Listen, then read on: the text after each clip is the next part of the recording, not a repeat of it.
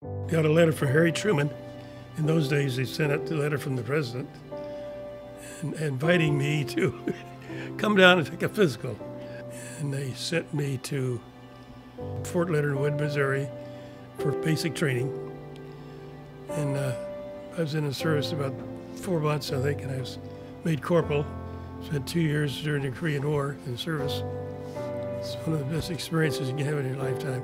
Hospice talks about making life meaningful, and anybody who has been a veteran has served our country in an incredibly special way that no one else can do, so that if we can support them and recognize their service, so much the better, because they deserve every little bit of it. They did a really important thing for us, for all of us. The We Honors Veterans Program is a national program with a hospice and palliative care organization. It's very different working with a veteran because they've got a lot of past history, and how does that enter their end of life?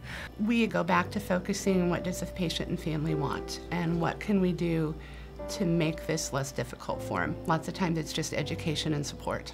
We want to make sure we include all those vets that maybe weren't treated so good as heroes coming back and let them know today we do care and we are honoring you. So we work with them to talk about all those things, and sometimes then that leads to a more comfortable end of life or death process. You know, a person is more than the sum of their parts. Emotional, spiritual, physical. So each and every discipline is important in equally the same way, and it all contributes to quality of life. I mean, it is the emotional component, conversation, all that dynamic is the number one most important thing of We Honor Veterans. We got the subject out there, we're talking about it, we're dealing with it. The second thing is the financial benefit. If they do not have the means to pay for their care, or their living arrangement, those kind of things, then we do get them signed up, or we do see if they're eligible for that benefit and help with that paperwork, help with that process. Well, they answer all your questions, for one thing.